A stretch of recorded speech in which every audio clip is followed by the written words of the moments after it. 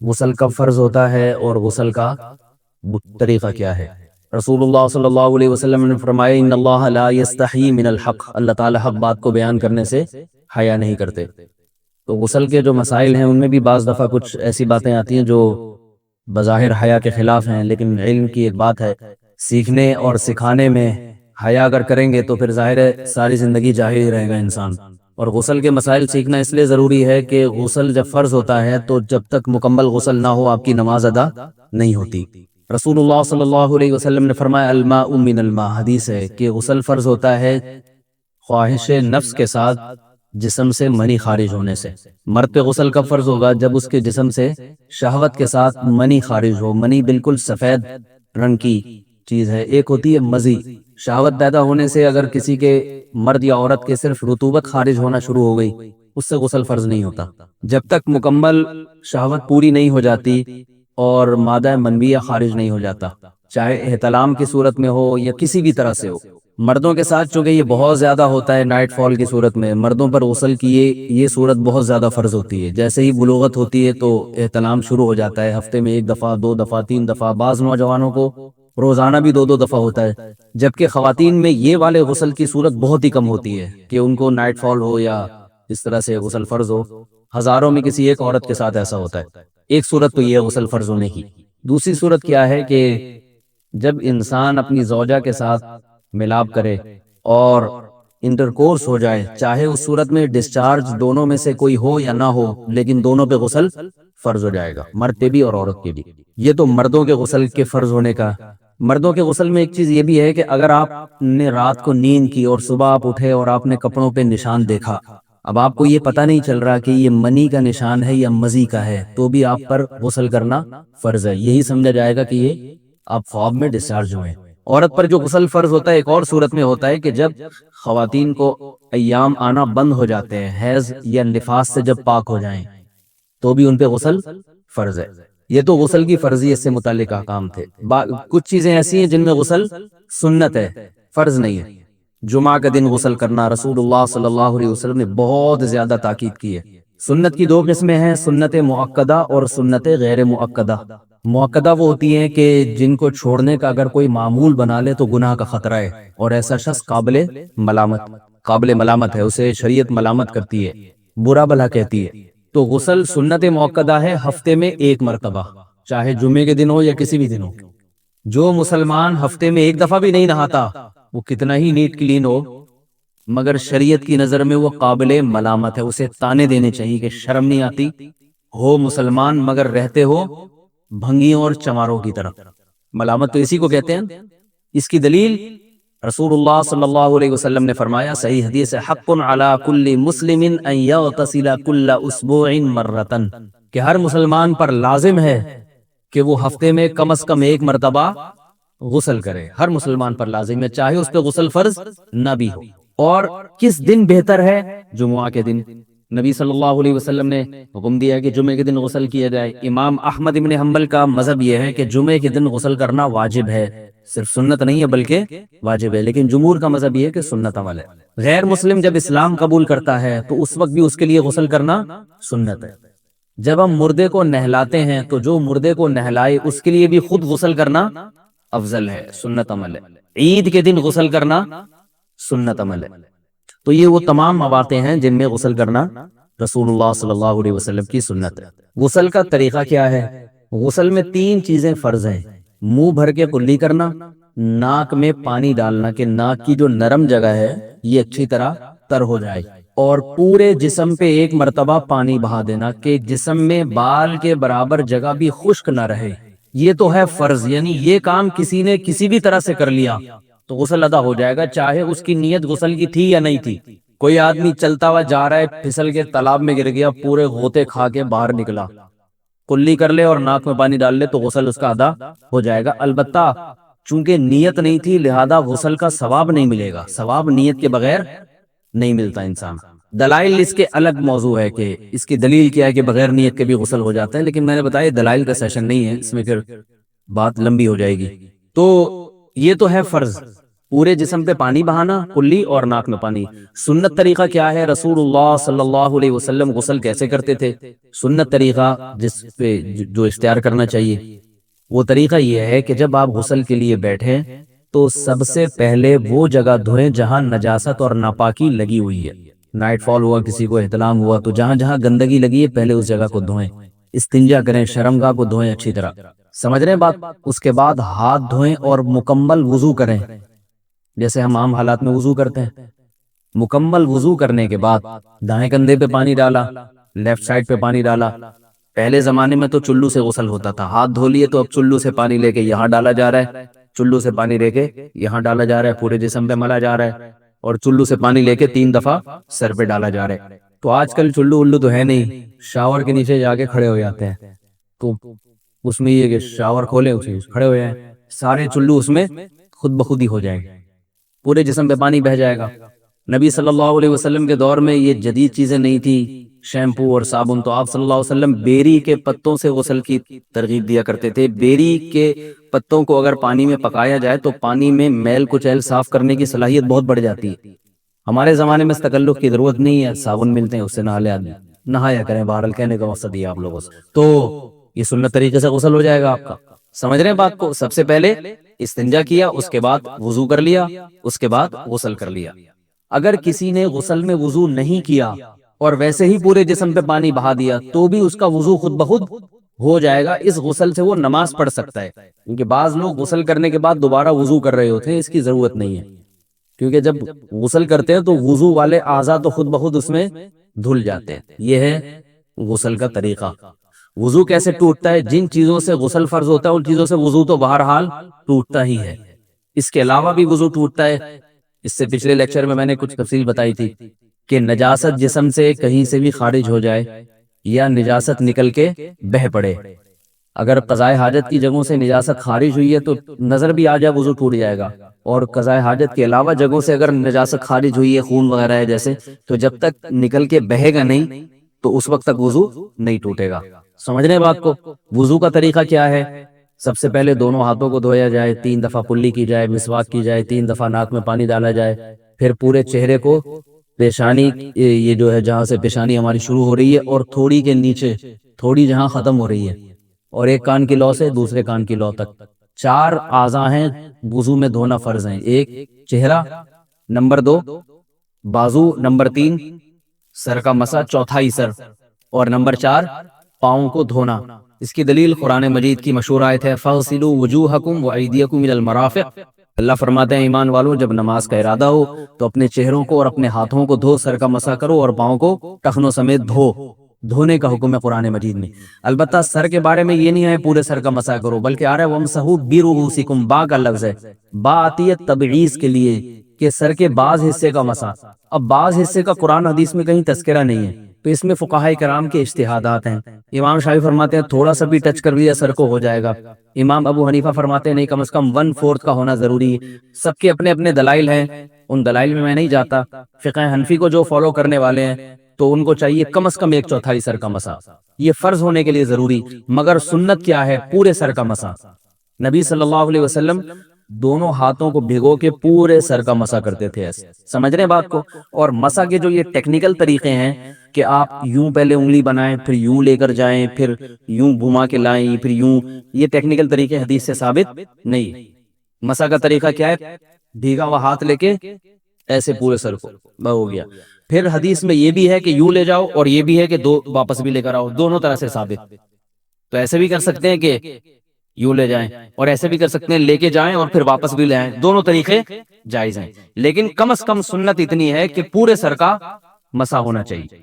بعض لوگوں کو شو مارنے کا شوق ہوتا ہے، اگر وہ واپس لائیں تو بال ان کے خراب ہو جاتے ہیں، کہتے ہیں یار یہ پھر مسئلہ خراب ہو جائے گا. تو پھر ایسے لوگ صرف یوں ہی لے جائیں کافی ہے. افضل تو یہ کہ یوں بھی لے جائیں، یوں بھی لے جائیں، دونوں طرح سے صحیح ہے. بہرحال دونوں حدیث سے ثابت ہیں. سمجھ رہے بات کو؟ اور یہاں ایک اہم مسئلہ بتا دوں، قرآن مجید نے پاؤں کو دھونے کا حکم دیا ہے، پاؤں پہ مسح کرنے کا حکم نہیں دیا. اور حدیث میں خفین پر مسح کرنے کا حکم ہے. تو قرآن اور حدیث کو فقہاء نے جمع کیا ہے. لہذا وہ موزے جن میں آسانی سے پاؤں دھوئے جا سکتے ہیں ان میں چاروں ائمہ کے نزدیک پاؤں پہ مسح کرنا جائز نہیں. سعودی عرب میں جو بعض سلفی حضرات اور یہاں ہمارے ہاں بھی اہل حدیث حضرات نے عام موضوع پر بھی جو مسح کی ایک روایت ڈال دی ہے، اسلاف میں، تابعین، تبع تابعین میں اور چاروں ائمہ کے مذاہب میں اس کا ثبوت نہیں ملتا۔ اگر اسلاف میں کوئی قائل بھی ہے تو ایک شاذ قول، اکا دکا قول ملتا ہے، ورنہ یہ ائمہ اربعہ کے مذہب کے خلاف ہے، اور جو احادیث جو نقل ہوتی ہیں صحیح سند کے ساتھ ان کے بھی خلاف اور قرآن کی آیت کے بھی خلاف ہے۔ اس لیے کسی نے عام ساکس پہ اگر مسح کر لیا، جو عام طور پہ آفس پہن کے جاتے ہیں لوگ، اس میں تو پاؤں، آپ اگر ساکس کو پانی کے نیچے رکھے پورا پاؤں دھل جائے گا آرام سے، تو وہاں کیا ہو رہا ہے کہ قرآن مجید کے حکم کی مخالفت لازم آ رہی ہے، آپ پاؤں دھو نہیں رہے۔ تو اس لیے ہم یہ سمجھتے ہیں کہ اس صورت میں نماز ادا نہیں ہوگی۔ سعودی عرب میں بعض سلفی حضرات نماز پڑھاتے ہیں، وہ ایسے ہی کرتے ہیں کہ عام ساکس پہ مسح کر کے نماز پڑھا لیتے ہیں۔ تو فتویٰ اسی پر ہے کہ ان کی اگر کسی کو یقین ہے کہ اس نے عام ساکس پہ مسح کر کے نماز پڑھائی ہے تو اس کے پیچھے نماز ادا نہیں ہوگی، کیونکہ قرآن کے مطابق اس کا وضو ہوا ہی نہیں ہے۔ صدیوں تک کوئی بھی اس قول کا قائل نہیں رہا ہے کہ عام ساکس پہ بھی مسح ہو جاتا ہے۔ یہ ابن تیمیہ رحمہ اللہ تعالیٰ 7ویں صدی میں اس کے قائل تھے، اور تابعین میں اکا دکا قول ملتے ہیں اس کے، لیکن شاذ قول ہیں، مرجوح قول ہیں، جن پر امت نے فتویٰ نہیں دیا۔ اور اب سعودی عرب میں بعض سلفی حضرات اس کے قائل ہیں۔ ہمارے ہاں اہل حدیث حضرات بھی چونکہ اکثر سعودی عرب کے سلفی حضرات ہی کو فالو کرتے ہیں، تو انہوں نے بھی وہیں سے یہ فتویٰ لیا ہے۔ لیکن ائمہ اربعہ کے مذہب میں اور دلائل کے لحاظ سے دیکھا جائے تو یہ مذہب کمزور ہے۔ قرآن نے پاؤں کو دھونے کا حکم دیا، آپ دھوئیں گے پاؤں جب تک دھونا ممکن ہے۔ چمڑے کے موزے ہیں، ان کو دھونا ممکن نہیں ہے اتارے بغیر، لہذا ان موزوں کے اوپر مسح ہو جائے گا، تو اس سے قرآن پر بھی عمل ہو جائے گا اور حدیث پر بھی عمل ہو جائے گا۔ اس لیے ائمہ اربعہ نے جو قرآن و حدیث کو سمجھ کے جو فیصلہ کیا ہے اس پہ چلنا ہمارے لیے زیادہ مفید ہے بنسبت آج کل کے جو علماء ہیں ان کی اپنی ذاتی آراء پر۔ اس لیے یہ بھی ایک وضو سے متعلق اہم مسئلہ تھا، سمجھ رہے ہیں؟ باقی تو ماشاءاللہ وضو کرنا سب کو آتا ہی ہے۔ اور وضو کے بعد دعا کیا ہے؟ کلمہ شہادت، اشہد ان لا الہ الا اللہ وحدہ لا شریک لہ اشہد ان محمدا عبدہ ورسولہ اللہم اجعلنی من التوابین واجعلنی من المتطہرین۔ اے اللہ تو مجھے بار بار توبہ کرنے والوں میں شامل کر دے اور بار بار پاکیزہ رہنے والوں میں شامل کر دے۔ توبہ اس لیے کہ میں نے ظاہری طہارت تو حاصل کر لی، مجھے روحانی طہارت بھی عطا کر دے۔ اگر میں نے گناہ کی ہوں تو مجھے ان سے بھی توبہ کی توفیق عطا فرما لے، تاکہ اس لحاظ سے بھی میرا وضو ہو جائے، اس لحاظ سے بھی میں پاک ہو جاؤں۔ سبحانک اللہم وبحمدک اشہد ان لا الہ الا انت استغفرک واتوب الیک۔ تبارک الذی بیدہ الملک وہو علی کل شیء قدیر۔ دیکھو انسان جب دنیا میں آیا، دنیا کی رنگ رلیوں میں گم ہو گیا ہے اور بھول گیا ہے کہ وہ آیا نہیں ہے بلکہ اسے بھیجا گیا ہے۔ ہم جب دنیا میں آتے ہیں یہاں بہت ساری چیزیں ہمیں نظر آتی ہیں، ان نظر آنے والی چیزوں سے ہم متاثر ہوتے ہیں۔ میرا خیال ہے آواز صحیح نہیں آ رہی ہے، بالکل صاف کلیئر آ رہی ہے آواز۔ ہم جب دنیا میں آتے ہیں نا، پیدا ہو رہے ہیں مر رہے ہیں، پیدا ہو رہے ہیں مر رہے ہیں، اتنے لوگ دنیا میں آئے اور مارکیٹ سے گئے۔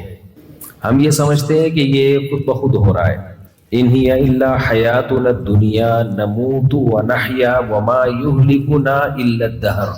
کافر لوگ یہ کہا کرتے تھے کہ صرف یہ دنیا کی زندگی ہے اور ہمیں زمانہ مارتا ہے اور زمانہ زندگی دیتا ہے، خود بخود یہ سب کچھ ہو رہا ہے۔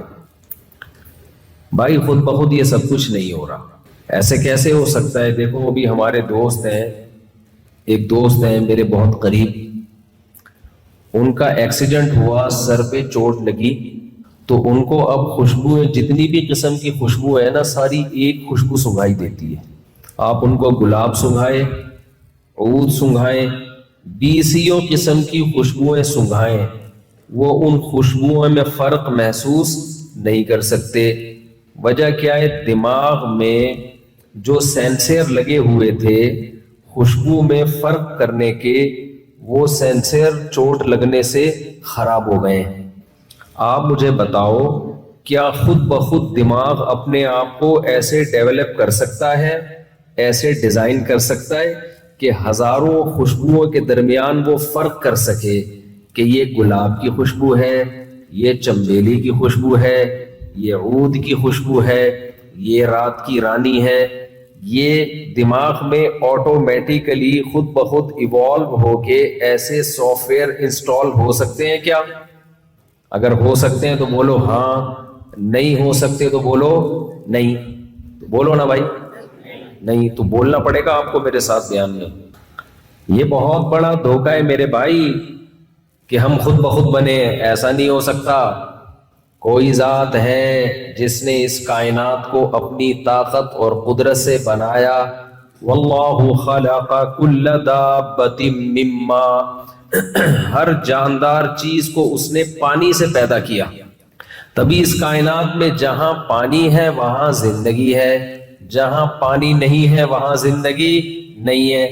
تبھی سائنسدان مریخ پہ پانی تلاش کرتے ہیں کہ اگر وہاں پانی ہے تو شاید وہاں بھی زندگی کے کوئی آثار ہمیں نظر آ جائیں۔ جہاں پانی نہیں ہے وہاں زندگی نہیں ہے۔ اب ایک پانی مٹی کے ملاپ سے اربہ ارب قسم کی چیزیں پیدا کر دیں خدا نے۔ ایسا کاریگر، دیکھو کاریگر کسے کہتے ہیں؟ دو لکڑیاں آپ مجھے دو، میں جوڑ کے ایک میز بنا دوں گا، بس چار پھٹے لگا دو، ایک پھٹا لگاؤں گا اور چار پائے لگا دوں گا کیل سے، اس سے زیادہ میں میز کو ڈیکوریٹ کر سکتا ہوں؟ پھر وہی چپ کر کے بیٹھے ہوئے ہو، بولو نا نہیں، کیونکہ میں کاریگر نہیں ہوں، کارپینٹر نہیں ہوں۔ میں دو لکڑیوں کو کیل سے جوڑ تو سکتا ہوں، بہت خوبصورت انداز سے جوڑ کے کوئی ڈیزائن نہیں بنا سکتا۔ کیا خیال ہے؟ ڈیزائن بنانے کے لیے عربی میں کہتے ہیں صناع، صانع، صناع کا لفظ، کاریگر جس کو اردو میں کیا کہتے ہیں؟ کاریگر، فنکار، ماہر، آرکیٹیکٹ، ڈیزائنر، یہ ہونا ضروری ہے۔ ڈیزائن چیزوں کا خود بخود کبھی بھی نہیں بنتا، چیزیں آٹومیٹیکلی بن تو جاتی ہیں، آرگنائزڈ کبھی بھی نہیں ہوتی، ان میں ڈیزائن کبھی بھی وجود میں نہیں آتا۔ آپ مجھے ایک بات بتاؤ، ایک لکڑی پڑی ہوئی ہو، دو لکڑیاں اس کے اوپر آ کے گر جائیں تو کیا خوبصورت میز وجود میں آ سکتی ہے؟ بولو نا، کھربہ کھرب سالوں میں بھی کوئی خوبصورت میز وجود میں نہیں آ سکتی۔ تو یہ کیسی بات ہے یار، ایسا دماغ اللہ نے بنا دیا، پانی سے ایسی چیزیں بنا دی، اسی پانی سے اس نے شیر بھی بنایا، اسی پانی سے اس نے بندر بھی بنائے، اسی پانی سے اس نے بن مانس بھی بنائے، اسی پانی مٹی گارے کے ملاپ سے اس نے لومڑی بھی بنائی، اسی پانی مٹی گاری کے ملاپ سے اس نے ہرن بھی۔ میں جو افریقہ کے جنگل میں جو چیزیں دیکھ کر آیا ہوں مارکیٹ میں، وہی آپ کے سامنے فی الحال لے کر آ رہا ہوں۔ کیا خیال ہے بھائی؟ اسی سے لیپرڈ بھی بنایا اس نے، اسی پانی مٹی گارے کے ملاپ سے ہپو بھی بنایا اس نے، اسی سے ہائینا بھی بنا دیا اس نے۔ ان جانوروں میں فرق دیکھو، کسی کو بڑا غیرت والا بنا دیا، کسی جانور کو پرلے درجے کا بے شرم اور بے غیرت بنا دیا اس نے، ہے بھائی؟ کوئی ایگل ہے، شکرا ہے، شکار کر کے کھاتا ہے، کوئی گدھوں کی طرح مردار کھاتا ہے۔ یہ سارے پانی ہے جس کو اس رب نے مختلف ڈیزائنوں میں تبدیل کیا ہے۔ او بھائی، کارپینٹر تو صرف ایک لکڑی سے میز بناتا ہے، اس بنی ہوئی میز کو دیکھ کر ہم کبھی بھی نہیں کہہ سکتے کہ یہ خود بخود بنی ہے۔ تو جس صناع نے، کاریگر نے پانی سے درخت بھی بنا دیے، جس کاریگر نے پانی سے آم خربوزے بنا دیے، جس کاریگر نے پانی مٹی کے ملاپ سے شیر، ببر شیر بنا دیا، جس نے پانی مٹی کے ملاپ سے انسان بنا دیا، اور 20 قسم کی چیزیں بنا دی، اور ہر چیز میں جو پارٹس لگے ہوئے ہیں، جو چیزیں پارٹس لگے ہوئے ہیں نا، جو جن پارٹس سے مل کے چیزیں بنتی ہیں، ان میں ایک ایک پارٹ بتا رہا ہے کہ یہ خود سے نہیں بنے ہیں، یہ کسی نے بنایا ہے، اور بنانے والا تھوڑا ماہر نہیں ہے، بہت بڑا ماہر ہے وہ۔ انسان کی آنکھ کو دیکھو، ایسی آنکھ کھربوں سال میں خود بخود نہیں بن سکتی۔ انسان کی ناک کو دیکھو، اس میں سونگنے کے سینسر لگے ہوئے ہیں، یہ سونگ کے بتا دیتی ہے بدبو ہے، خوشبو ہے، خوشبو ہے تو چنبیلی کی خوشبو ہے، گلاب کی خوشبو ہے، عود کی خوشبو ہے، کس چیز کی خوشبو ہے، یا اسمیل ہے تو کس چیز کی بدبو ہے۔ اتنے سارے سینسر۔ زبان ایک گوشت کا ٹکڑا ہے، اس گوشت کے ٹکڑے پہ نمک ڈالو، فوراً ایسے سینسر لگے ہوئے ہیں، یہ دماغ کو میسج بھیجے گی نمک ہے بھائی، کھٹا ہے۔ آج میرے سامنے کسی نے تھوڑا سا میٹھا لا کے رکھا، میں سمجھا میٹھا ہے، حالانکہ وہ اچار تھا۔ مجھے تو یہاں کے اچاروں کی شکل معلوم نہیں ہے، کھانے کے بعد میں نے یوں کر کے تھوڑا سا اٹھایا زبان پہ رکھا. میری زبان گوشت کا ٹکڑا ہے, گوشت کا ٹکڑا, کچھ بھی نہیں ہے. اندر کاٹ کے دیکھو گے کوئی اس میں آپ کو سم کارڈ نظر نہیں آئے گا, کوئی پاور کیبل نظر نہیں آئے گی, کوئی زیادہ سائنسدانی نظر نہیں آئے گی. لیکن میرے بھائی اس زبان پہ جیسے ہی میں نے وہ حلوے کا اتنا سا پیس رکھا, میں حلوہ کھاتا نہیں ہوں, لیکن قدرت نے مجھے بتایا کہ آئندہ کبھی حلوے کے قریب مت پھٹکنا, نہیں کھانا. میں نے زبان پہ رکھا, ایک دم میری آنکھیں ایسے چپڑ گئیں. دماغ نے بتایا یہ میٹھا نہیں ہے, یہ کیا ہے, کھٹا ہے. یہ زبان میرے دماغ کو میسج بھیج رہی ہے, دماغ مجھے سمجھا رہا ہے ہاتھ پیچھے کھینچ لے. پانی سے ایسی مشین خود بخود ڈیزائن نہیں ہو سکتی, وہ اچار خود بخود نہیں بن سکتا خربوں سال میں بھی. تو اس اچار کو ٹریس کرنے والی زبان, وہ اچار کا بننا زیادہ پیچیدہ ہے یا اس اچار کو جب زبان پہ رکھا جائے تو یہ زبان جو چیک کر کے بتا رہی ہے کہ یہ کھٹا ہے, یہ زبان کا بننا زیادہ مشکل ہے. بولتے کیوں نہیں, زبان کا بننا زیادہ مشکل ہے. تو میرے بھائی جب اچار خود نہیں بن سکتا تو یہ زبان جو اچار سے زیادہ پیچیدہ مشین ہے یہ خود بخود کیسے بن گئی اور یہ حلق کے اندر فٹ کیسے ہو گئی؟ تو اس سے صاف پتہ چلتا ہے میرے بھائی ہم بنے نہیں ہیں, کوئی صناع ہے, کوئی کاریگر ہے. صنع اللہ الذی اتقن کل شیء, اللہ نے اپنی تعریفیں خود قرآن میں کی ہیں. دیکھو ہم اپنی تعریفیں خود نہیں کرتے. اگر میں یہاں بیٹھ کے شیخیاں بھگارنا شروع کر دوں, میں ایسا, میں نے 4 کی ہوئی ہیں اور جناب تم لوگوں سے کم بختوں 2 بھی نہیں ہو رہی, ایسے میں تعریفیں کرنا شروع کر دوں تو آپ کو غصہ آئے گا کہ نہیں آئے گا؟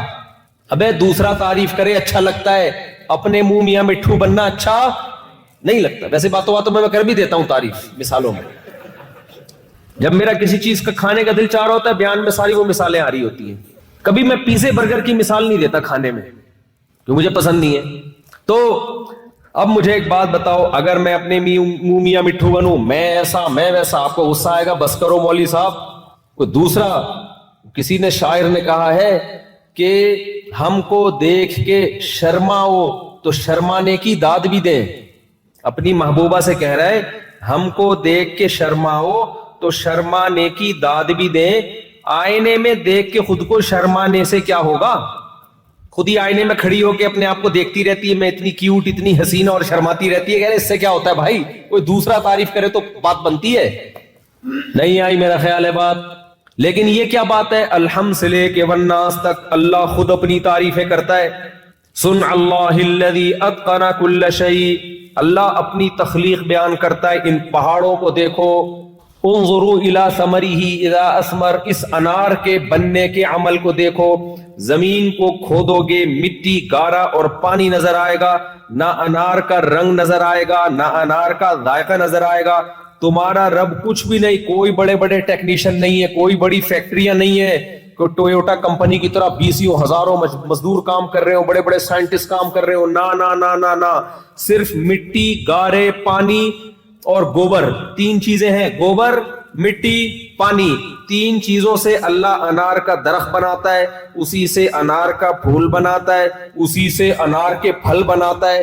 اللہ فرماتے ہیں انظروا الی ثمرہ, جب یہ پھل بن کر تیار ہوتا ہے, اس پھل کے میٹیریل کو دیکھو, مٹی, گوبر, پانی, اور جو چیز مارکیٹ میں بن کے آتی ہے خدا تمہارے سامنے پیش کرتا ہے, وہ کیسا پھٹنے والا پھل. انار کا پھل جب بڑا ہوتا ہے نا, ایسے پھٹتا ہے اور ایسے اس میں سے رس ٹپکنا شروع ہوتا ہے, ایسے لگتا ہے کہ آپ کو دیکھ کے مسکرا رہا ہے وہ. صحیح ہے نا, مسکراہٹ میں پھٹ پڑتا ہے وہ خوشی سے. تبھی جو نیلے پیلے ہوتے ہیں نا, لال ٹماٹر کی طرح, کہتے ہیں انار لگ رہا ہے شکل سے, دیکھنے میں کیا لگ رہا ہے. تبھی لوگ اپنے بچوں کا نام انار گل رکھتے ہیں. صحیح ہے نا, انار کی طرح لال بچہ ہے ہمارا. صنع اللہ الذی, اللہ کہتے ہیں یہ کام نہیں ہے, یہ کاریگری ہے.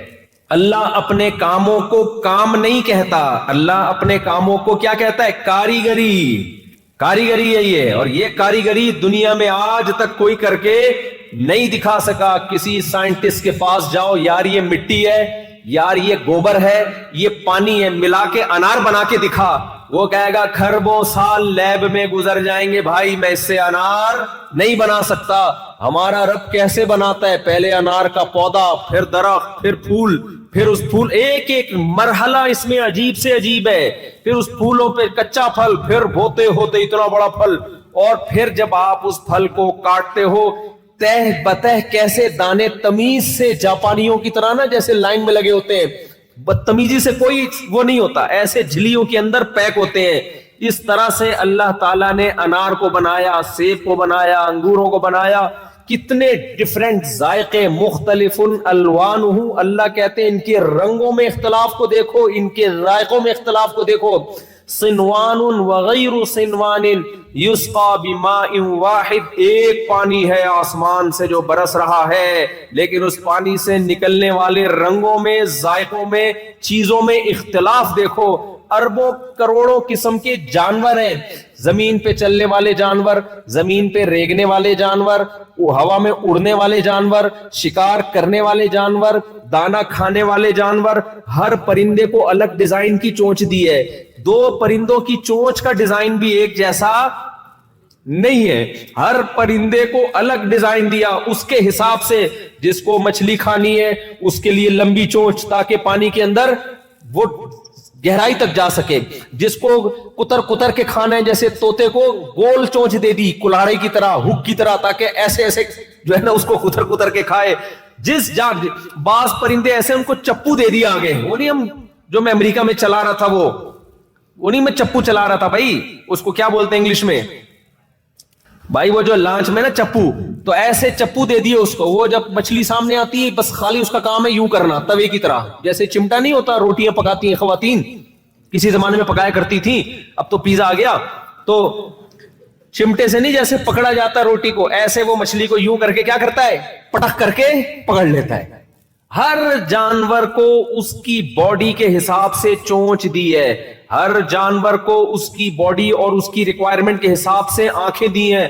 وہ جانور ایسے ہیں جن سے آنکھیں چھین لی، اندھا بنایا، لیکن سونگنے کی حس اتنی زیادہ کر دی کہ ان کو اب دنیا میں زندہ رہنے کے لیے آنکھوں کی ضرورت نہیں ہے. بہت دور سے سونگ سونگ کے اپنے شکار کا اندازہ لگاتے ہیں. کچھ جانوروں کو اللہ نے ایسا بنایا ان میں بھاگنے دوڑنے کی صلاحیت نہیں ہے، لیکن اپنے دفاع کے لیے اللہ نے ان کو پیچھے بھی آنکھیں دے دی ہیں. مچھلیوں کی کتنی قسمیں ایسی ہیں جو سمندر میں پتھروں میں رہتی ہیں. اب بڑی مچھلی جب آئے گی فوراً شکار کرے گی، لیکن اللہ نے ان کی پیچھے دو آنکھیں لگا دی. اس سے نئی جو بڑی مچھلی آتی ہے وہ سمجھتی ہے یہ ادھر منہ کر کے بیٹھی ہوئی ہے مجھے دیکھ رہی ہے. نہیں آ رہی میرا خیال ہے بات. اس کی مثال ایسے جیسے آپ اپنی کھوپڑی پہ پیچھے بھی ڈیزائن بنا لو، آپ ٹنڈ کراؤ اور پیچھے بھی دو آنکھیں اور ناک لگا لو، لوگ کیا سمجھیں گے یہ کمبخت کہاں دیکھ رہا ہے، پیچھے دیکھ رہا ہے. پھر ادھر جو مرضی کرتے رہو، کوئی آپ کی طرف نہیں آئے گا. ٹرائی کر کے دیکھو، جو گنجے ہیں وہ ٹرائی کریں پہلے. پیچھے بھی دیکھ رہے ہوگے آپ، یعنی اگلا تو یہ سمجھے گا نا. اب انسان کو اللہ نے پیچھے آنکھیں کیوں نہیں دی ہیں؟ بھائی تو پلٹ سکتا ہے. وہ مچھلی پتھروں میں رہتی ہے، وہ ہر وقت پلٹ پلٹ کے دیکھ نہیں سکتی کہ کون شکار کے لیے آ رہا ہے. اس کی نسل کی بقا کے لیے اللہ نے، آپ نیٹ پہ سرچ کرو آپ کو مل جائیں گی، پیچھے بھی آنکھیں اور ناک لگا دی ہے. بڑی مچھلیاں آتی ہیں وہ سمجھتی ہیں یہ ہمیں دیکھ رہی ہے، لہذا وہ ڈر کے بھاگ جاتی ہیں. یہ کام نہیں ہے، یہ کاریگری ہے، یہ کمال ہے. سمجھتے نہیں ہو؟ زیمبیا والو، یہاں شراب کباب کا چاروں طرف رواج. دنیا میں دو چیزیں انسان کو اللہ سے سب سے زیادہ غافل کرتی ہیں. تین چیزیں سب سے زیادہ غافل کرتی ہے. ایک نشہ شراب، دوسرا موسیقی گانے بجانے، تیسرا عورت زنا بدکاری. یہ تینوں چیزیں آپ کے ملک میں ہول سیل کے حساب سے بولو دستیاب. اس لیے اللہ خود اپنی تعریفیں کرتا ہے کہ اللہ کو پتا ہے تم لوگ نہیں کرو گے اللہ کی تعریفیں، تم عورت کی تعریفیں کرو گے، تم شراب کی تعریفیں کرو گے، تم نشے کی تعریفیں کرو گے، تم گانے بجانے موسیقی کی تعریفیں کرو گے. اس لیے اللہ الحمد سے لے کے والناس تک خود اپنی تعریفیں کرتا ہے تاکہ تم ان تین چیزوں سے نکل کے کس کی طرف جاؤ؟ بولو نا، اللہ کی طرف جاؤ. ورنہ مجھے اپنی تعریف کی ضرورت ہے، کوئی میرے برائی بیان کرے مجھے صفائی دینی پڑتی ہے. اللہ کو ضرورت نہیں ہے، اللہ مستغنی ہے. نبی صلی اللہ علیہ وسلم نے فرمایا اگر ساری دنیا کے سارے انسان اللہ کے خلاف ہو جائیں تو اللہ کی حکومت میں طاقت میں اتنی سی بھی کمی نہیں ہوتی جتنی ہم سوئی اس پانی میں سمندر میں ڈال کے نکالیں تو سمندر میں کچھ کمی ہوگی؟ کتنی سی کمی ہو؟ کچھ بھی نہیں ہوگی نا. تو اللہ کو ہماری تعریفوں کی بالکل ضرورت نہیں ہے، لیکن اللہ الحمد سے لے کے والناس تک اپنے کمالات بیان کرتا ہے ہمارے فائدے کے لیے، تاکہ تم شراب سے نکلو، تاکہ تم شباب سے نکلو. شباب سمجھتے ہو؟ شباب کا مطلب عورت، زنا، بدکاری، اس بکھیڑوں سے نکلو، اپنے رب کو پہچانو. اس لیے اللہ قرآن میں اپنے کمالات بیان کرتا ہے. اور ہم جب ان ملکوں میں آتے ہیں تو ہمارا تو فرض تھا میرے بھائی، ہم ان کے سامنے اللہ کا انٹروڈکشن کرواتے، اللہ کا تعارف کرواتے. یہاں آ کے آپ بجائے ان کو اللہ کی طرف لانے کے خود شراب کباب نشے کی طرف مائل ہونا شروع ہو جاؤ تو آپ سے بڑا بدقسمت پھر کون ہوگا دنیا میں؟ سمجھ میں آ رہی ہے کہ نہیں آ رہی ہے؟ تو میرے بھائی ہمیں بنایا گیا ہے، اور جو آدمی زیادہ خراب ہو نا ہم اس کو کہتے ہیں کہ تو ٹھیک نہیں ہو سکتا، ریپیئرنگ سے ٹھیک نہیں ہوگا، تجھے کھول کے دوبارہ جوڑنا پڑے گا. تجھے کھول کے کوئی جوڑے گا دوبارہ، نئے سرے سے تیری فٹنگ ہوگی تو شاید تو انسان کا بچہ بن جائے. ریپیئرنگ سے تو ٹھیک ہونے والا نہیں ہے. یہ تو خیر ایک مذاق ہے. بتانے کا مقصد ہے مشکل کام خود بخود نہیں ہوتے، کوئی کرتا ہے. اللہ بار بار بار بار پیغمبر کے ذریعے، محمد صلی اللہ علیہ وسلم کے ذریعے، آدم علیہ السلام کے ذریعے، نوح علیہ السلام، ابراہیم علیہ السلام، موسیٰ علیہ السلام، عیسیٰ علیہ السلام، یہ سارے پیغمبر دنیا میں یہی سمجھانے کے لیے آتے رہے کہ اللہ کو پتا تھا یہ دنیا میں جانے کے بعد دنیا کی چیزوں میں گم سم ہو کے کس کو بھول جائیں گے؟ اللہ کو بھول جائیں گے.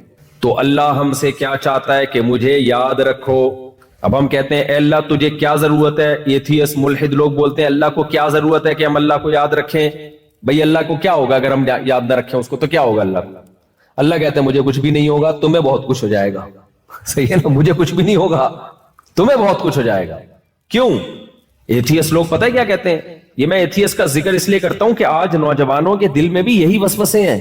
یار اللہ کو کیا ضرورت پڑی ہم 5 ٹائم پابندی سے نماز پڑھیں، نہیں پڑھیں گے اٹھا کے جہنم میں ڈال دے گا.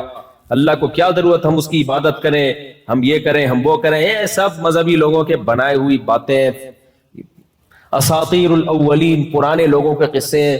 میرے بھائی ہمیں کچھ بھی نہیں پڑی، نہ اللہ کو پڑی ہے.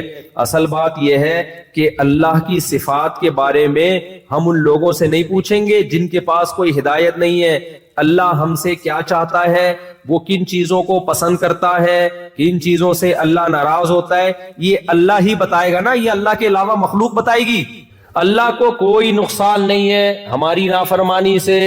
ہم فرما بردار بن جائیں اللہ کو کوئی فائدہ نہیں ہے. لیکن اللہ اپنی صفات بتاتا ہے کہ لا یرضی لعبادہ الکفر. جب تم خدا کی سے بغاوت کرتے ہو، اس کی نافرمانی کرتے ہو، اس نافرمانی پہ وہ خوش نہیں ہوتا، اس نافرمانی پہ وہ ناراض ہوتا ہے. اور جب تم اس کے شکر گزار بنتے ہو تو اس پہ وہ خوش ہوتا ہے. یہ کیسے ممکن ہے کہ دنیا میں کوئی کسی سے خوش ہو اور انعام نہ دے، اور جب کسی سے ناراض ہو تو سزا نہ دے؟ دنیا میں بھی لوگ جب ناراض ہوتے ہیں تو سزا دیتے ہیں، خوش ہوتے ہیں تو جزا دیتے ہیں. اللہ کہتے ہیں میری یہ صفت ہے کہ میں جب کسی سے خوش ہوتا ہوں تو اس کو جنت کی صورت میں بدلہ دیتا ہوں، جب میں کسی سے ناراض ہوتا ہوں جہنم کی صورت میں سزا دیتا ہوں. اب ہم کہیں یہ کیا بات ہوئی بھائی، یہ ہمیں اللہ کے بارے میں کس نے بتایا؟ تو بھائی جو جس کی صفت ہوتی ہے، کون کس چیز کو پسند اور ناپسند کرتا ہے، یہ وہ خود بتاتا ہے یا آپ فیصلہ کرتے ہو؟ آپ نے میری دعوت کی، فرض کرو آپ نے کیا کر لی، میری دعوت کی، فرض کرو. اب آپ کہہ رہے ہو بھائی مفتی صاحب کو پیزا پسند ہے، مفتی صاحب کو برگر پسند ہے، مفتی صاحب کو گاجر کا حلوہ پسند ہے. کوئی عقل مند وہاں بیٹھا ہوگا بولے گا بابے یہ مفتی صاحب سے پوچھا جائے گا کہ ان کو کیا پسند ہے، تو خود سے کیوں فیصلہ کر رہا ہے؟ دیکھو ایک مولوی صاحب بیمار تھے، لیٹے ہوئے تھے، آنکھیں بند تھیں، ایسا لگ رہا تھا کہ آخری سانسیں چل رہی ہیں. اب لوگ مشورہ کر رہے ہیں بھائی مولوی صاحب کو کوئی طاقت کی غذا کھلاؤ، ٹھیک ہے نا، مشورہ چل رہا ہے. ایک نے کہا بھائی مولوی صاحب کو کدو کا شربت پلاؤ، ایک نے کہا مولوی صاحب کو یہ پلاؤ. ایک نے کہا مولوی صاحب کو یہ کھلاؤ, ایک نے کہا مولوی صاحب کو گاجر کا حلوہ کھلاؤ. مولوی صاحب کی آنکھ ایک دم یوں کر کے تھوڑی سی کھلی, ٹھیک ہے, پھر بند ہو گئی. پھر ایک نے کہا جی مولوی صاحب کو قیمہ کھلاؤ. جب سب مختلف مشورے دے رہے تھے تو مولوی صاحب نے پھر آنکھیں کھول کے کہا بھائی اس کی بھی تو سنو, یہ کیا کہہ رہے ہیں. ایک آدمی مولوی صاحب کے پاس پیر صاحب کی دعوت کی, اس نے, ایک آدمی نے نا پیر صاحب کی دعوت کی اور کہا پیر صاحب آپ کو میں کدو شریف کھلاؤں یا لوکی شریف. پیر صاحب نے کہا کوئی بغیرت سا مرغا کھلا دے تو مجھے, اتنی شریف چیزوں کی ضرورت. مرغا ہو بھلے بغیرت ہو, وہ شریف لوکی سے پیر صاحب کی نظر میں بہتر ہے. تو میرے بھائی ہم کسی کی پسند اور ناپسند کا فیصلہ خود کر سکتے ہیں کہ کس کو کیا پسند ہے بھائی, کس کو کیا پسند ہے یہ خود فیصلہ کر سکتے ہیں. بیٹا جب بڑا ہوتا ہے نا تو ابا سے کہتا ہے میں نے شادی کرنی ہے, ابا کہتے ہیں تجھے کیا ضرورت ہے, مجھے شکایت کر رہے ہوتے ہیں میرے بیٹے کو کیا ضرورت ہے ابھی شادی کی. میں کہتا ہوں یہ بیٹے سے پوچھو, مجھ سے کیوں پوچھ رہے ہو یار. ضرورت جس کو ہوتی ہے وہ بتاتا ہے نا, مجھے آ کے کہہ رہے ہو کہ میرے بیٹے کو کیا ضرورت ہے شادی کی. ابے بھائی جس کو ضرورت ہے وہ بتائے گا, اس کو ہے یا نہیں ہے اس سے پوچھو جا کے. اس سے پوچھ نہیں رہے, پوچھ اس سے رہے جس کو اس کی ضرورت کا علم نہیں ہے. پیاس کسی کو لگ رہی ہے, جس کو لگ رہی ہے وہ بتائے گا نا. تبھی تو مجھے غصہ آتا ہے بیان کے دوران جو پانی پوچھ رہے ہوتے ہیں, پانی. بے بھائی میں بھی تو الحمدللہ گونگا نہیں ہوں, مجھے ضرورت ہوگی میں خود پوچھ لوں گا پانی کا. ہر تھوڑی دیر, یہ تکلفات بہت برے ہوتے ہیں, کھانے میں بہت تکلفات ہیں. یہ بیان سے ہٹ کے بات کر رہا ہوں لیکن بہت ضروری ہے. تکلف اپنی زندگی سے ہمیشہ کے لیے نکال دو, دوسرے کے آرام کا خیال کرو. حضرت مولانا اشرف علی تھانوی رحمہ اللہ تعالی ساری زندگی یہ کہتے کہتے دنیا سے چلے گئے کہ مسلمان تکلفات میں ہے, معاملات میں ٹھیک بولو نہیں. آرام کا خیال کرنا چاہیے, تکلف میں نہیں پڑ. تکلف کیا ہے, آرام کیا ہے. آپ نے مفتی صاحب سے پوچھ لیا مفتی صاحب آپ کا کھانا ہمارے ہاں ہے, قبول ہے؟ ہاں جی قبول ہے. اگر کر لیا قبول تو مفتی صاحب آپ کیا چیز شوق سے کھاتے ہیں بتا دیں. بھائی میں بھنڈی کھاتا ہوں, چلو جی بھنڈی پکا لیا آپ کے لیے. اور گوشت میں بھی میں بھائی گوشت کی, چلو میرا موڈ نہیں ہے گوشت کا, بس میں گوشت دعوتوں میں بہت کھا لیا بھائی, مسور کی دال چاول. ایسا نہ ہو ہر جگہ یہی چلتا رہے. ایک مثال دے رہا ہوں میں. اب آپ نے کھانا لا کے رکھ دیا, یہ مفتی صاحب دال چاول, یہ فلانا ڈبہ, بس کافی. یہ آپ نے آرام کا خیال کر لیا کہ مفتی صاحب کو وہ چیز نہیں کھلا رہے جو وہ کھانا نہیں چاہتا. میرے ساتھ ایسا بھی ہوا کہ بھی دعوت ہے, بھوک لگ رہی ہے, بھوک سے تل ملا رہے ہیں, پیزا لا کے رکھ دیا سامنے. ابے میرے تو نوالا غلق میں پیزے کا نہیں اترتا یار, کھائے چبائے نہیں آتا. اب ہم کھا رہے ہیں مروت میں, چلو یار اب کیا کہے آدمی. تو اندگلے نے محنت زیادہ کی ہے, سامنے والے کے آرام کا خیال نہیں کیا. ہم تو اب مروت میں کھا لیتے ہیں, اب کیا کریں. تو آرام کا خیال کرنا چاہیے کسی کا بھی, تکلف نہیں. تکلف کیا ہے, آپ نے بھائی بنا دیا یہ بھنڈی ہے, یہ فلانا ہے, یہ ڈمکانا ہے, رکھ دیا. اب آپ بار بار پوچھیں مفتی صاحب یہ بھنڈی کھائیں گے آپ, مفتی صاحب یہ نہاری کھائیں گے آپ, مفتی صاحب یہ رائتا بھی ہے. بھائی رکھا ہوا ہے نا, مندھے الحمدللہ اللہ کا شکر ہے, آنکھیں ہیں ہماری, نظر آ رہا ہے. اتنا تنگ کرتے ہیں بھائی. ایک دعوت میں کیا ہوا, اتنا پوچھ رہے ہیں یہ کھائیں گے. میں نے کہا چپ رہو گے تو کھاؤں گا نا میں.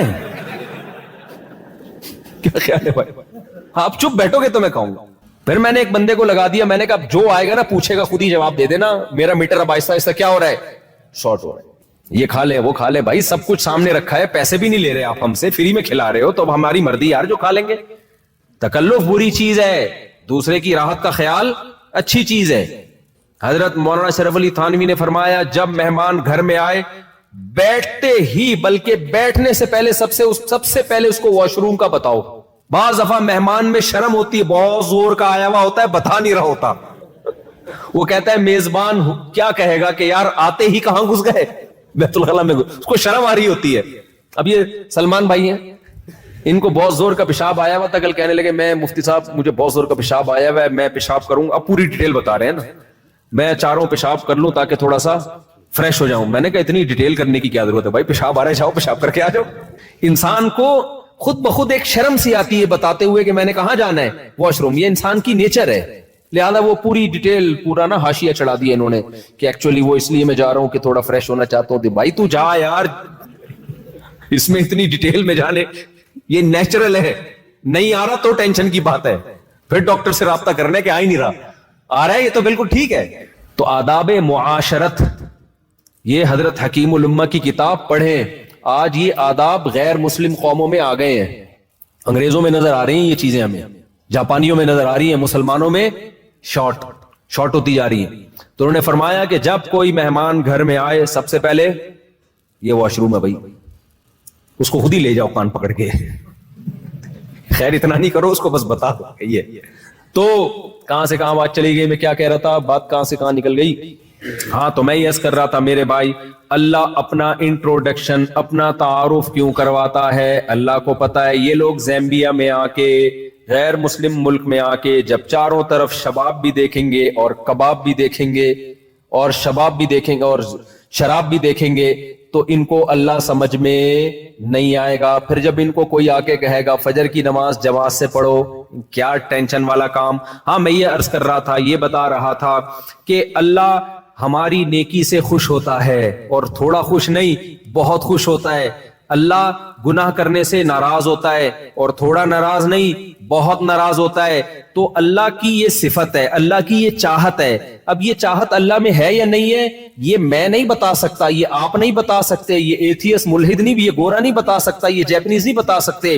یہ جو ذات ہے وہی بتائے گی. تو اللہ نے پیغمبروں کے ذریعے, آسمانی کتابوں کے ذریعے ہمیں بتایا ہے کہ میں ایسا نہیں ہوں جیسا ایتھیس اور ملحد میرے بارے میں کہتے ہیں کہ تم نافرمانی کرو تو مجھے کوئی غصہ نہیں آئے گا, تم میری فرما برداری کرو تو کوئی خوشی نہیں ہوگی. جو نافرمان ہے اسے مار کے مٹی کر کے ختم کر دوں گا, جو نیک لوگ ہیں انہیں بھی مار کے مٹی کر کے ختم کر دوں گا. نا نا نا نا نا, کوئی میری فرما برداری کرتا ہے, میرے لیے قربانی دیتا ہے, میرے لیے صبح نیند قربان کر کے مسجد میں حاضری دے کے فجر کی نماز پڑھتا ہے, مجھے وہ تھوڑا اچھا نہیں بلکہ بہت زیادہ اچھا لگتا ہے.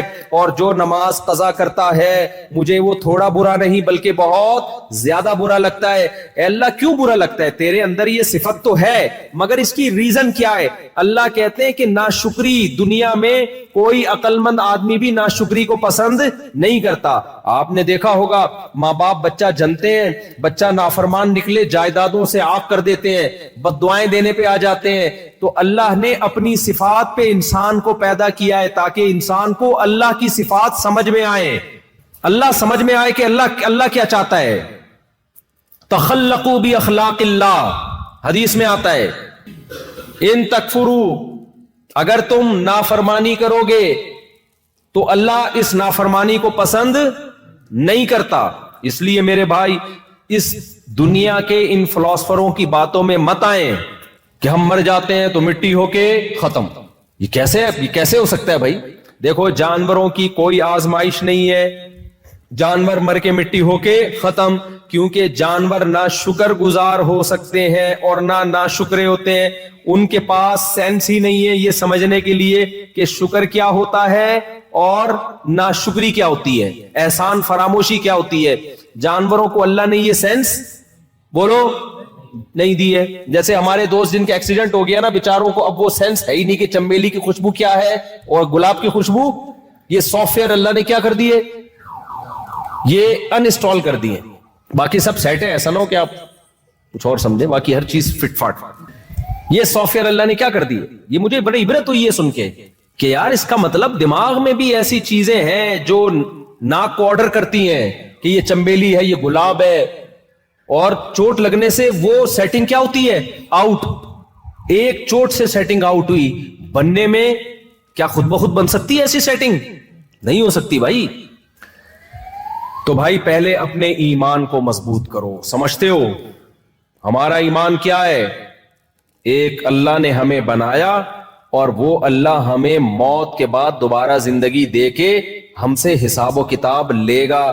جو نیک لوگ ہیں ان سے خوش ہو کے ان کو جنت دے گا, جو برے لوگ ہیں ان سے ناراض ہو کے ان کو سزا دے گا جہنم کی صورت میں. دنیا میں جزا اور سزا نہیں ملتی. یہاں نافرمان لوگ ترقی کر جاتے ہیں بہت دفعہ, نیک لوگ تنزل کا شکار ہو جاتے ہیں. یہ کیسی دھاندلی ہے بھائی. پھر اللہ میں اور کرپٹ حکومتوں میں کوئی فرق ہوا ہے بھائی؟ اس سے پتہ چلتا ہے بھائی دنیا دار الجزا نہیں ہے, یہاں حساب و کتاب نہیں ہے. حساب و کتاب اللہ نے کب رکھا ہے؟ مرنے کے بعد رکھا ہے. تو پہلے اپنا ایمان یہ مضبوط کرو. ہم بنے نہیں ہیں, بنائے گئے ہیں. نمبر 2, موت کے بعد دوبارہ بولو زندگی ہے, زندہ ہونا ہے موت کے بعد. ان غیر مسلموں کو بھی بتاؤ, ان کو نکالو اس جنجال سے جس میں یہ پڑے ہوئے ہیں. ان کو بتاؤ کہ جس خدا نے ہمیں پیدا کیا اس خدا کا حقیقی پیغام صرف اسلام کے پاس ہے, اسلام کے علاوہ کسی اور کے پاس بولو نہیں.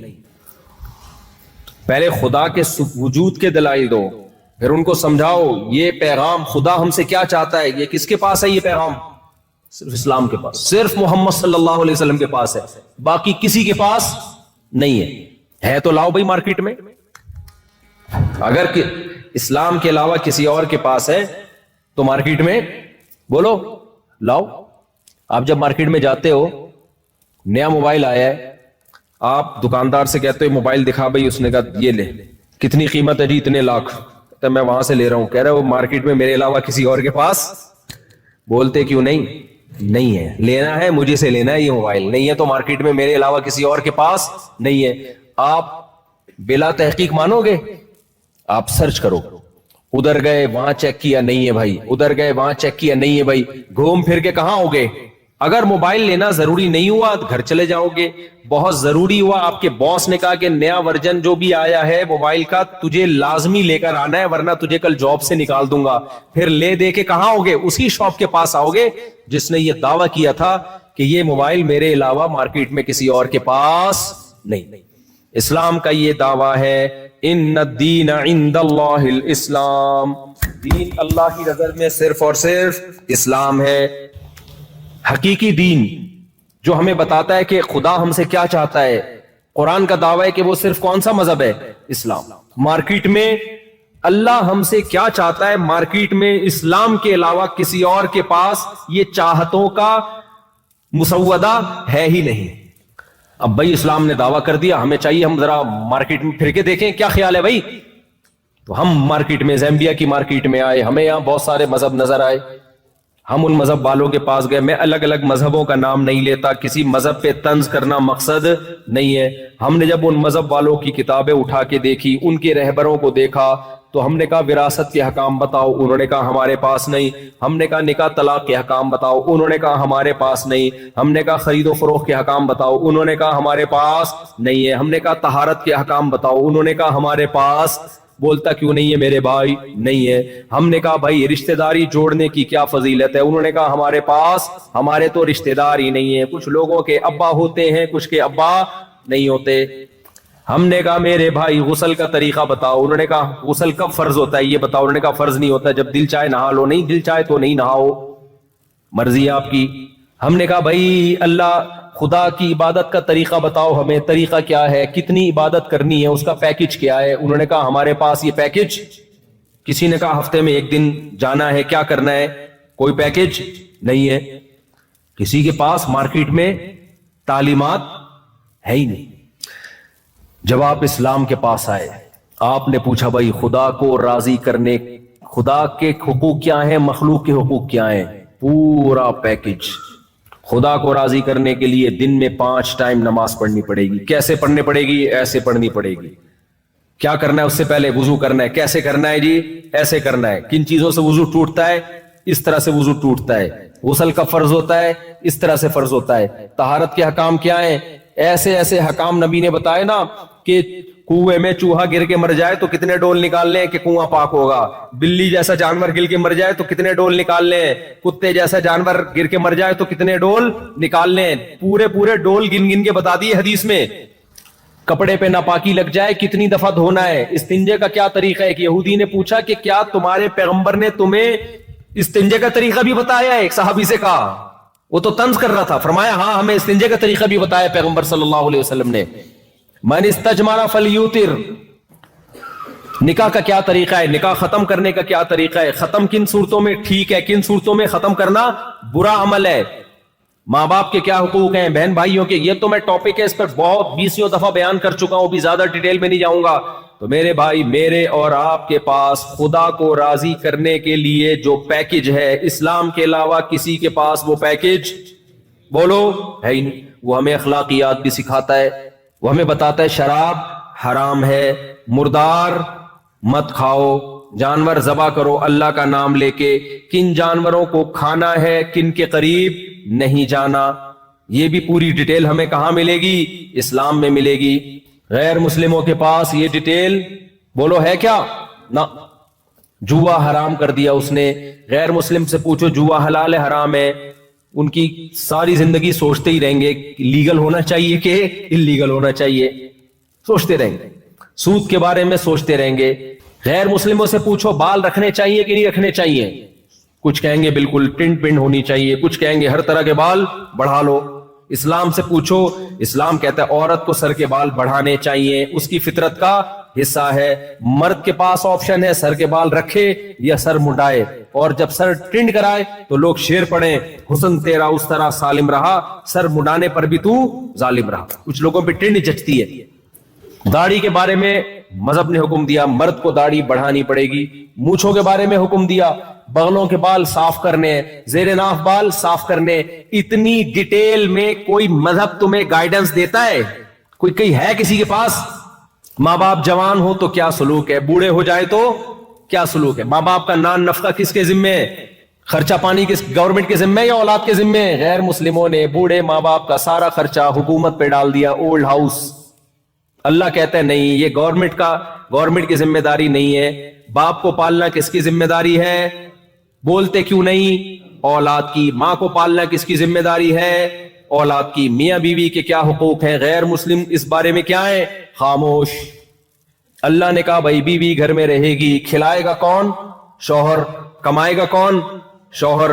घर का सरबरा कौन है? शौहर। गैर मुस्लिमों को पता ही नहीं सरबरा कौन है, कहते हैं दोनों बराबर हैं। अबे भाई घर भी एक छोटी सी स्टेट और रियासत होती है, कोई घर अमीर के बगैर चल सकता है? 4 आदमियों पे भी एक को अंग्रेज कंपनी में बॉस बनाता है, घर में किसी को भी बॉस नहीं बनाया उसने, तभी तलाकें हो रही हैं। नहीं आई मेरा ख्याल है बात? घर भी एक छोटी सी स्टेट होती है, रियासत होती है। किसी कंपनी किसी भी ऑर्गेनाइज इदारे को देखा, 4-5 अफराद भी हों तो एक को अमीर अंग्रेज भी बनाता है। घर में अंग्रेज ने किसी को अमीर नहीं बनाया, सारे ही बाप हैं। बीवी भी बाप है, शौहर भी बाप है, बच्चे भी क्या है? बाप है। बाप बच्चे को डांट नहीं सकता, मार नहीं सकता, सब क्या है? बाप। तो जब सब एक घर में बाप होंगे तो घर चलेगा? इस्लाम ने हमें गाइड किया भाई ये एक घर है, ये भी एक छोटी सी रियासत है, इसमें भी एक अमीर है। वो अमीर कौन है? इत्तिफाक से शौहर है भाई। वो कौन है भाई? इसलिए औरत को हुक्म दिया घर में इताअत किसकी करनी है? शौहर की, ताकि ये घर चले। तभी मुसलमानों के घर चल जाते हैं, गैर मुस्लिमों के घर बनते ही नहीं है। चलते कहां से? और बनते हैं तो बड़ी मुश्किल से चलते हैं। तलाकों का रेशो इतनी तलाकें, अल्लाह की पनाह। तो मेरे भाई अपने मजहब पे फख्र करो, समझते हो? मजहब पे क्या करो? फख्र करो, शुक्र करो और दुआ मांगा करो। रब्बना ला तुज़िग़ क़ुलूबना बाद इज़ हदैतना वहब लना मिन लदुनका रहमा। ए अल्लाह जब तूने हमें इस्लाम दे दिया तो अब हमारे दिलों को इस्लाम से हटाना नहीं, मौत तक हमें ईमान पे कायम रखना। बहुत बड़ा एहसान है अल्लाह का, खुदा की कसम।